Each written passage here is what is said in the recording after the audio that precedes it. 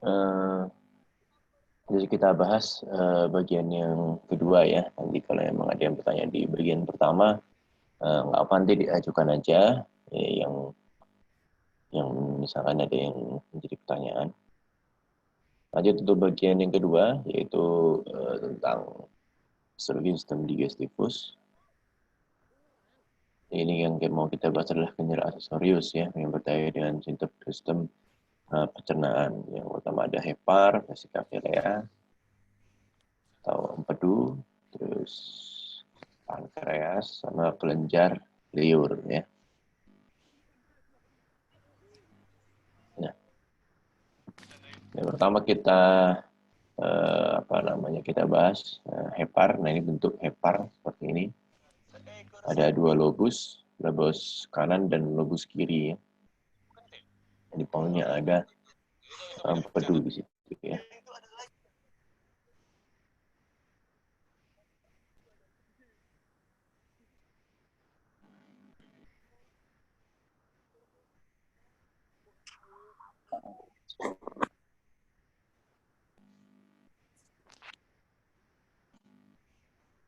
Lanjut. Nah, hepar ini banyak fungsinya ya. Dibungkus oleh kapsula Gleason. Fungsinya ada eksokrin dan endokrin ya. Eksokrin adalah mensekresi hasil dari empedu, glomerulodenum. Terus fungsi endokrin dia faktor pembekuan darah dan zat lain yang diperlukan ke dalam sirkulasi darah. Hepar juga menyimpan glukosa, glikogen, lemak, protein, dan vitamin. Itu adalah hepar adalah detoksikasi sistem metabolisme dari sistem metabolisme dalam tubuh manusia dan dibagi menjadi lobus kanan dan lobus kiri. Nah, kalau hati dia kalau misalkan kita potong terus kita lihat pembesarannya dia ada lobus-lobus ya yang ada di hepar ya. Nah, ini unit struktural hati ini ditemukan oleh Malpighi dan bentuknya adalah bentuk prisma ya dengan sudut heksagonal umumnya yang disebut dengan lobus klasik. Nah, lempengan lobus-lobus ini disebut dengan hepatosit ya, yang saling berhubungan dan dipisahkan oleh sinusoid. Jadi di sampingnya ini adalah sinusoidnya. Nah, sinusoid ini bermuara di tengahnya adalah vena centralis. Ini gambarnya.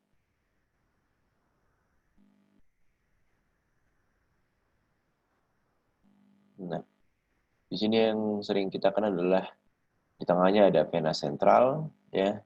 Namun di bagian pinggir-pinggir hexagonal ini kita paling sering kita temukan trias porta, ya. Di sini, ya, di ujung-ujungnya ada trias porta. Jadi kalau misalkan karena lobus kiri kita ambil, selanjutnya kita lihat ya, misalnya mikroskop. Jadi ada sinusoid yang bisa kita lihat atau sel hepatosit ini yang berbentuk heksagonal. Di ujung-ujungnya ada trias porta.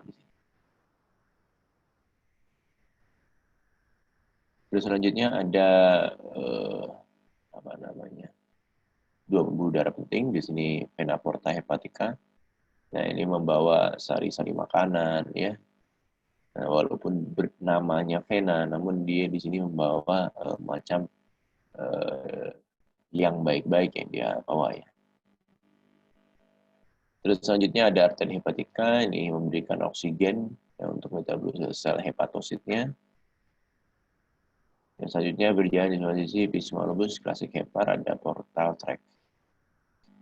Terus di sini juga membentuk plexus kapiler yang mencurahkan darah ke sinusoid yang nantinya akan disalurkan ke vena porta hepatica. Terus zona oksigenasi dan nutrisi diberikan zona 1, 2, 3 yang berhubungan ke aksis arteri hepatica dan vena porta. Zona yang pertama adalah zona yang dekat dengan trigonum porta yang paling perifer. Yang zona 3 adalah zona yang dekat dengan vena centralis dan zona 2 adalah yang diantaranya. Nah, terhepar pada zona 1 ini paling dekat dengan suplai oksigen dan nutrisi. Ya. Nah, di zona ini paling jarang mengalami nekrosis dibandingkan dengan zona 3.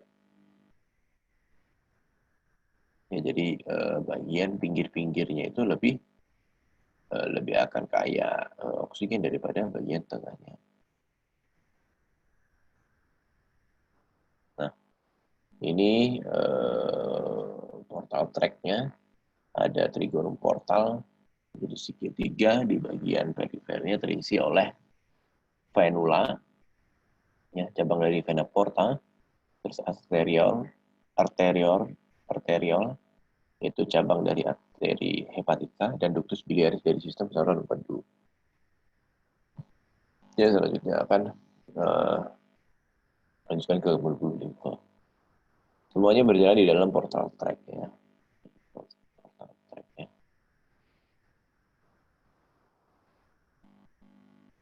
Ini lobus-lobusnya. Jadi ada trigonum porta di sini.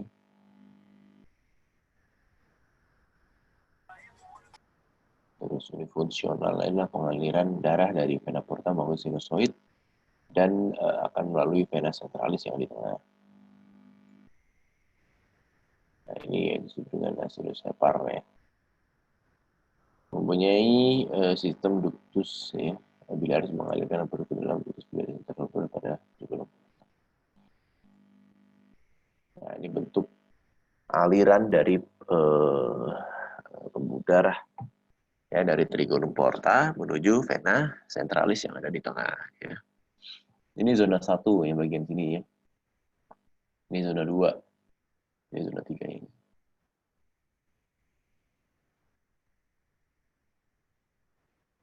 Ya. Nah, ini. Nah, ini dari empedu, ya. Kita lihat. Ini aliran dari vena, pembuluh darah. Ya. Dari sini dari apa namanya, trigonum porta, nyalurkan ke arteri sentralis, ya, lanjut ke vena centralis. Ini hepatus tersusun secara radier, ya, terus dia bentuk lobus menuju ke sentral. Nah, di dalam sinusoid hati ini banyak kapil pembuluh darah.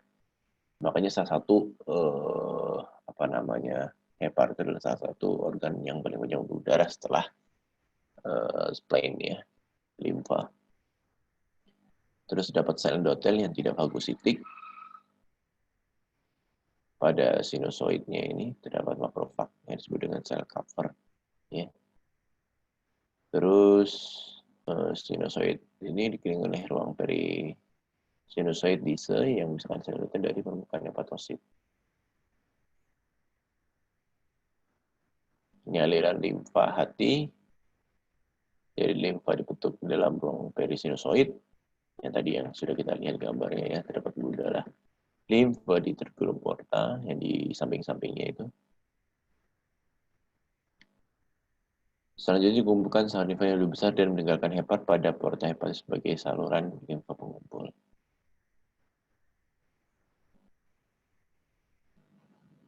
Lalu mekanisme sekresi empedu sendiri, jadi di dalam hepatosit itu ada sel endotel, ya, yang terdapat di celah-celah dari sinusoid atau celah dise. Ini berisi satu ruang yang disebut dengan plasma yang akan membawa hasil dari sinusoid itu bentuk ke dalam ruang perisinusoid yang nantinya mikrofili di hepatosit berhubungan dengan plasma yang di dalam ruangan itu tersebut, itu, ya. Nah, ini proses konjugasi bilirubin terjadi di dalam hepatosit itu sendiri. Jadi pembentukan proses bilirubin terjadi di hepatosit. Jadi wajar kalau orang-orang yang kena, contoh pada pasien-pasien hepatoma, ya, cirrhosis hepatis, ya, kadar bilirubin dalam darah, terutama indirect, ya, sangat terganggu. Ya. Nah, ini bentuk globus-globusnya, ini vena centralis. Ini ada trias porta, ada ductus biliaris, arteri hepatica, karena vena porta ini disebut dengan lempengan hati, di situ interlobularis. Ini bentuk dari esophagisnya.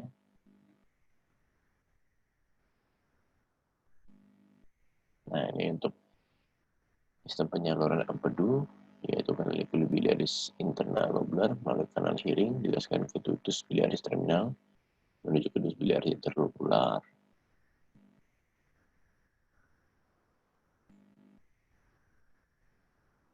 Selanjutnya kantong empedu, di sini disebut dengan vesica velea.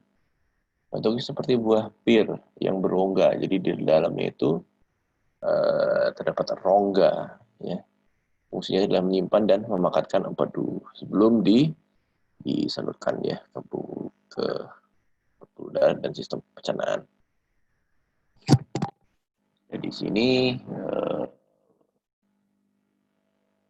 kantong empedu menyalurkan hasil empedu melalui ductus hepaticus, ductus saluran yang bergabung dengan ductus cysticus dari kandung empedu. Ya, kalau ini saluran dari hepar, ya, demikian untuk menyimpan di sini. Ya, misalkan dari hepatikus sama cysticus ini bergabung menjadi ductus biliaris atau ductus choledochus yang bermuara ke duodenum. Kalau terjadi sumbatan di sini, ya bisa disebut dengan cystolithiasis, ya. Kalau di sini sumbatannya di ductus biliaris disebut dengan choledocholithiasis. Nah, ini bentuk dari organ pencernaan menjadi kandung empedu. Bisa kita lihat terdapat lipatan mukosa, ya, lipatan mukosa di pinggir fenula, serati dengan polos di sini ada arteri vena, ya.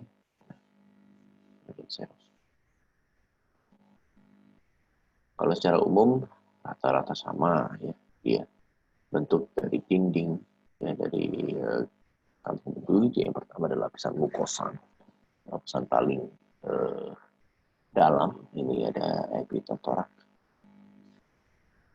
Nah, di sini tidak terdapat muskularis mukosa, namun dia ada lapisan muskularis dengan otot polos. Di sini ada. Terus ada lapisan jaringan ikat dari muskular dan lapisan serosa. Lalu kita bahas adalah lapisan mukosa itu sendiri. Terdapat lipat-lipat epitel. Nah, selnya ini akan kayak mitokondria atau yang fungsi adalah sebagai respiratorik pada sel sendiri. Inti terdapat seperti besar sel dan terdapat mikrofili.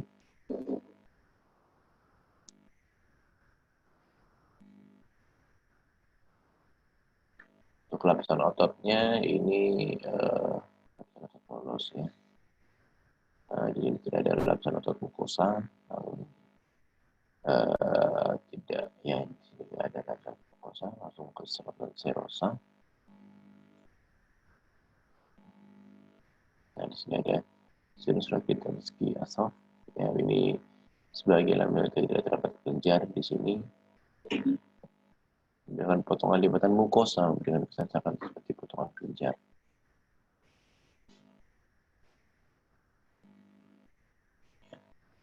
Lanjut ke pankreas, ya. Nah, ini bentuknya kalau misalkan pankreas kita ambil, ya. Nah, ini bentuknya seperti ini. Ya, ada pulau-pulau di sini ya. Harus kita potong, kita ambil sejenak. Ada sel-sel yang terbentuk di sini yang kita bahas.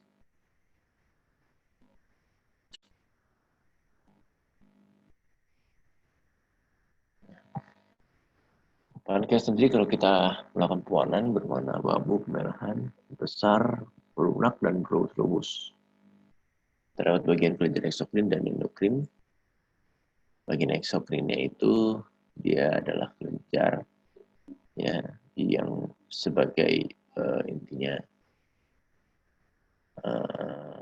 sebagai penghasil daripada zat yang tidak akan bisa di metabolisme lagi. Di sini terdapat sel sentroasinar. Sel sentroasinar sendiri dia adalah sel ductus intercalaris di intraasinar. Ya. Sel-sel ductus pankreas ini mensekresi cairan kaya bikarbonat atas sekretin dari usus halus. Ya.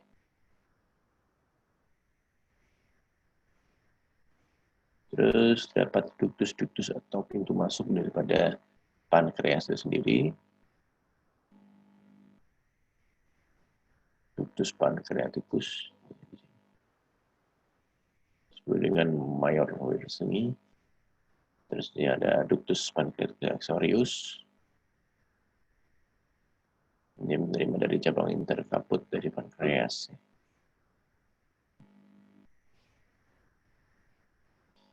Yang paling penting di sini bagian endokrinnya di pulau-pulau itu tadi di Langerhans itu bentuknya sferis berwarna pucat ya.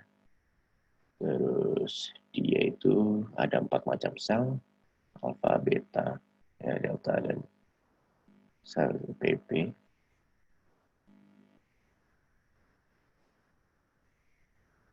Bentuknya. Jadi bentuk pulau-pulau ini kita ambil.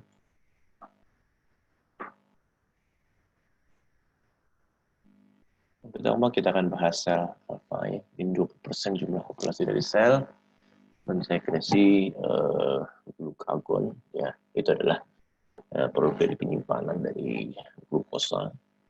Setelah di metabolisme, glukosa akan disimpan terlebih dahulu di pankreas. Ya. Bentuknya besar-besar ya. Kalau sel B ini 75% dari populasi. Ini tugasnya adalah mensekresi, mengeluarkan insulin ya sebagai ikat daripada glukosa ya. Terus sel delta ini juga terdapat di Langerhans. Ini penghasil somatostatin ya pankreas. Ini sebagai pengatur hormon-hormon yang lain ya. Terus sel C atau sel PP ini ditemukan di spesies-spesies tertentu ya, terbatas ya. Dan ini belum jelas nih fungsi apa. Ini kalau misalkan sel Langerhans ya, pulau-pulau Langerhans kita ambil dan itu seperti ini. Yang bentuknya sel alfa, ada sel beta, dia tidak atur. Lanjut kelenjar-kelenjar air liur yang juga termasuk dalam sistem pencernaan yang membantu sistem metabolisme ini.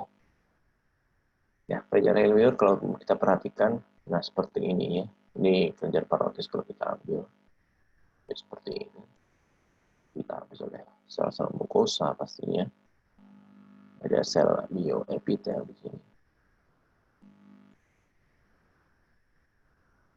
Ini semuanya kacang proses sekresi. Fungsi liurnya adalah menjaga kelembapan mulut, melunakkan dan melumasi makanan, dan membantu proses menelan. Jadi kita bayangkan kalau menjadi gangguan pada air liur, ya sudah jelas mulut akan terasa kering, ya, makanan sulit akan tertelan. Jika tidak dilumasi akan menjadikan iritatif. Apabila iritasi berlanjut menjadi Barth esophagus nanti ya, menjadi penyakit. Kelenjar air liur terdapat air liur minor dan mayor. Minor itu terdapat dalam mukosa, di submukosanya itu ya, disebut dengan kelenjar air liur sensitif, biasanya pada bibir, pipi, lidah, dan patung. Kalau misalkan kelenjar liur mayor, ini yang sering kita bahas, terdiri dari kelenjar parotis, ada submandibularis, terus kelenjar sublingualis, sesuai dengan namanya, letaknya. Yang pertama kita lihat kelenjar parotis, ini kelenjar liur paling besar, ya, yang merupakan penghasil serosa murni. Ya, terdapat saluran keluar yang bermuat ke rongga mulut dengan gigi molar kedua.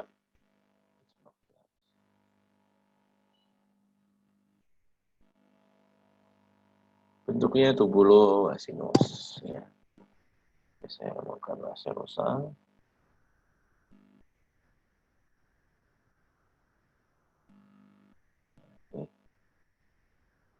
Potongan dari kelenjar liur.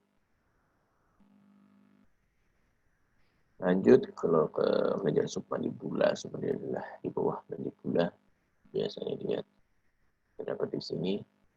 Biasanya di sini terdapat sel juga yang dihasilkan sekret yang mengandung epidermal ke faktor. Ini bukan mukosa waktu MCI.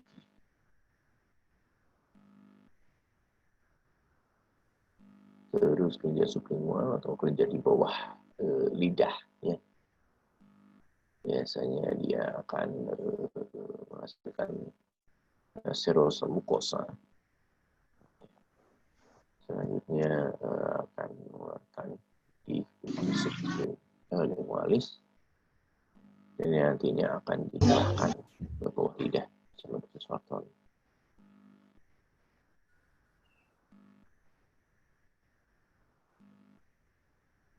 Oke, sampai sini ada pertanyaan.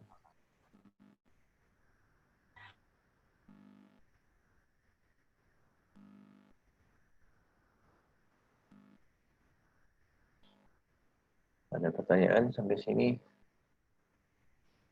Jangan lupa di screenshot, di absen. Apa namanya? Jangan lupa tugas itu dikumpul minggu depan. Ya, hari Senin yang sudah saya balas itu tulis tangan. Habis itu kita pelajari untuk mengetahui apa saja yang terjadi ada di blok gastrologi, ya. Yang udah jelas nanti di sini yang perlu kalian lihat adalah parotitis, ya, dimana bisa terjadinya infeksi pada parotis, ya. Kelenjar parotitis itu juga paling sering menjadi masalah, ya.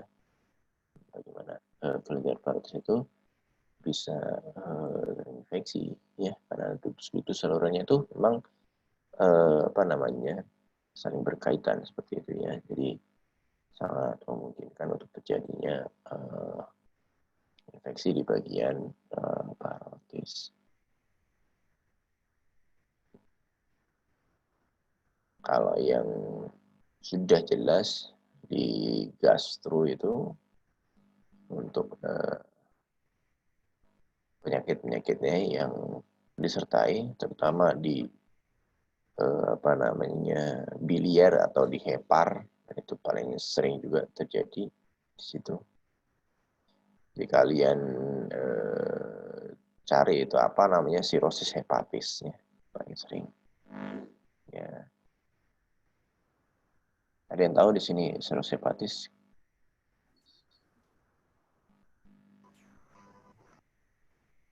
Apa yang terjadi pada sirosis hepatis, ya? Itu kalau yang belum tahu nanti dicari tugasnya. Yang pertama adalah sirosis hepatis, tulis tangan, foto, jadikan PDF, kirim ke alamat email saya. Yang pertama sirosis hepatis. Bagaimana terjadi orang itu menjadikan penyebab dari sirosis hepatis? Pastinya sebelumnya pernah terjadi bermasalah di heparnya. Ya. Terus terjadi lagi yang namanya di biliaris, kolesistitis. Kolesistitis. Kalau yang koledokolitis itu saluran dari semua dari saluran dari hepar, saluran dari empedu itu menyatu. Nah di situ baru dia tersumbat. Tapi kalau kolesistitis berarti dia saluran dari empedunya yang ada sumbatan atau apa namanya kolesistitis itu adalah peradangan di situ. Kalau terjadi ada sumbatan batu disebut dengan kolelitiasis.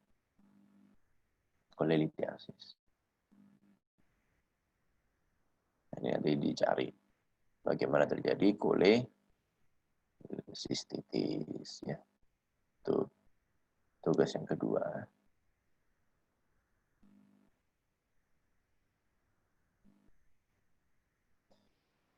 Terus tugas yang ketiga itu di bagian mulut ya. Terdapat parotitis. Bagaimana sih kalau parotitis itu bisa terjadi infeksi ya. Parotitis untuk patah. Maksudnya kita nggak tahu parotitis itu apa ya.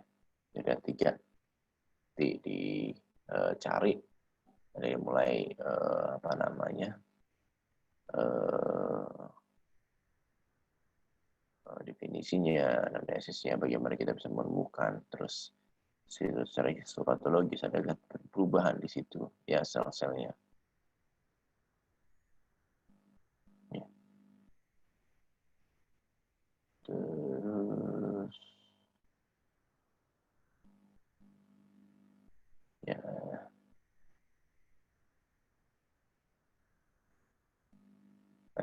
ada yang mau ditanyakan sampai sini?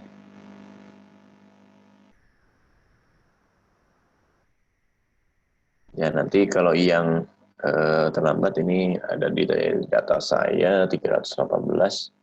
Nanti ketuanya data sampai yang belum masuk di sini ya. Nanti saya akan berikan tugas. Sayang nanti kalau misalkan nggak full absennya ya. Tidak akan bisa ujian nantinya. Tetap masih di rumah, tetap harus semangat belajar. Kita di sini sebagai pengarah ya, menyampaikan jangan lupa belajar. Artinya semua keputusan di kalian, mau tidur, mau apapun itu terserah kalian nantinya. Ya. Yang penting nanti pas ujian bisa aja, intinya seperti itu.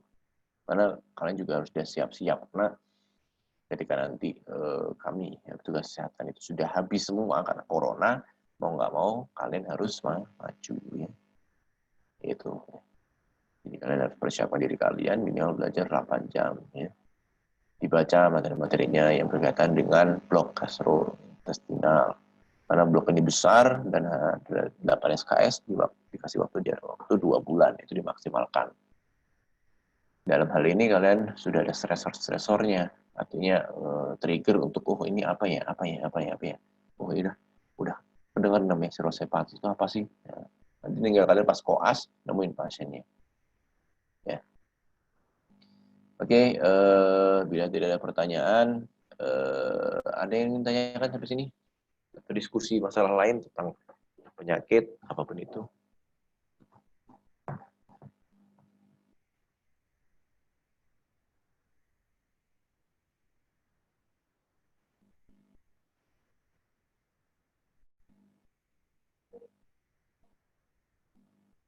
Ketuanya siapa ya di sini ya ketuanya?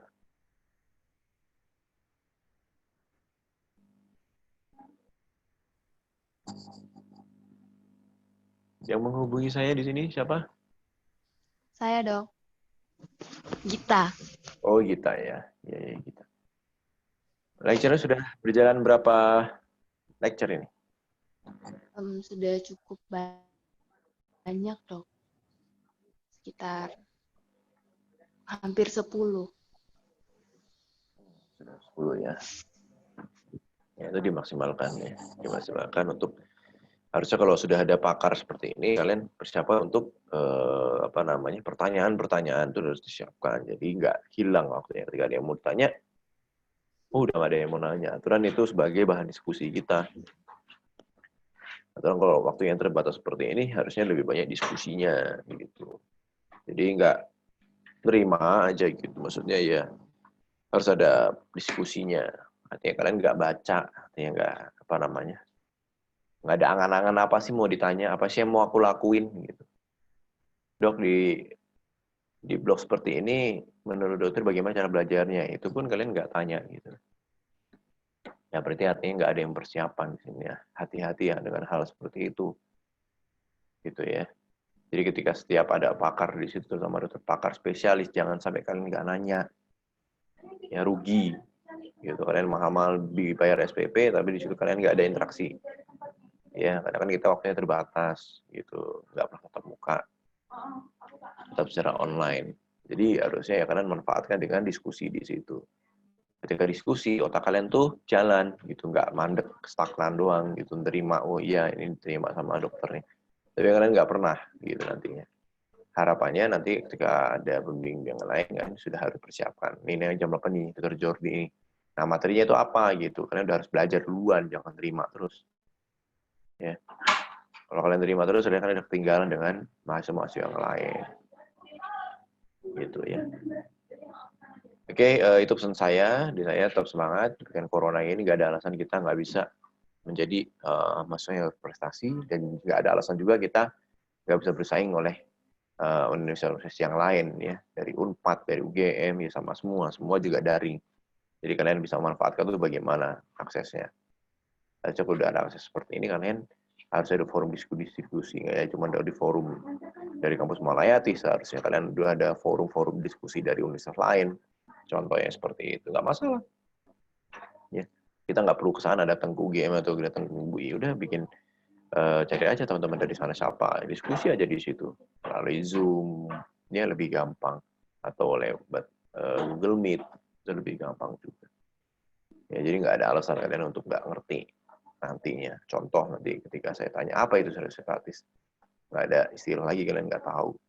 Apalagi pas di koas, apalagi pas kalian praktek nggak tahu, gitu ya. Ya kayak gitu aja. Terus semangat. Mohon maaf ada salah kata. Saya akhiri. Wassalamualaikum warahmatullahi wabarakatuh. Waalaikumsalam. Waalaikumsalam warahmatullahi wabarakatuh.